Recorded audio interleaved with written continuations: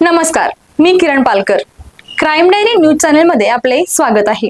पाहूयात आजच्या ताज्या बातम्या. खंडणीसाठी अपहरण व जीवे मारण्याची धमकी प्रकरणी आरोपी युवराज बर्गे यास सशर्त जामीन. ॲडव्होकेट लाझिम द मुजावर यांचा युक्तिवाद ग्राह्य.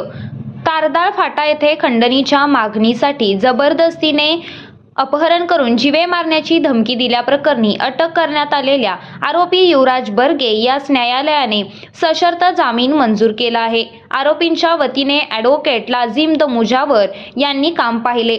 तारदाळ फाटा येथे आरोपी युवराज बर्गे याने एका इसमास फोन करून बोलावून घेतले. त्यानंतर त्याला हातकणंगले मजले रोडवर जबरदस्तीने अपहरण करून नेण्यात आले. तेथे आधीच उपस्थिती असलेल्या विनायक कोरवी व सौरभ कोरवी या दोन आरोपींसह अपहरण केलेल्या इसमास, आम्ही माणूस संपवला आहे, तुला दारूचा व्यवसाय करायचा असेल तर दरमहा 15,000 रुपये दे, अन्यथा जसा मी माणसे खातो तसाच तुलाही खाईन, अशी जीवे मारण्याची धमकी दिल्याचा आरोप आहे.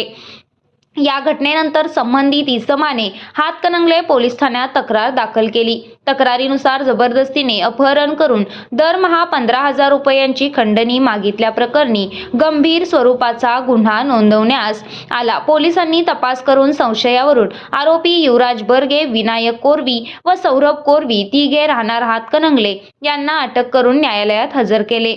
न्यायालयाने सुरुवातीला आरोपीला न्यायालयीन कोठडी सुनावली. त्यानंतर आरोपी क्रमांक 1 युवराज बर्गे याच्या वतीने ॲडव्होकेट लाझिम द मुजावर यांनी जामीन अर्ज दाखल केला.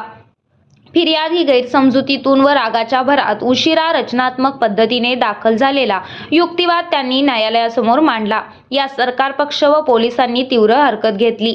दोन्ही बाजूने युक्तिवाद ऐकून घेतल्यानंतर न्यायालयाने ॲडव्होकेट लाझिम द मुजावर याचा युक्तिवाद ग्राह्य धरत आरोपी युवराज बर्गे यास सशर्त जामीन मंजूर केली. या प्रकरणात ॲडव्होकेट लाझिम द मुजावर यांना ॲडव्होकेट उमा मंडल, ॲडव्होकेट नीता कांबळे, ॲडव्होकेट अजय मांढरे व जयवंत घोरपडे यांनी न्यायालयीन कामकाजात सहकार्य केले.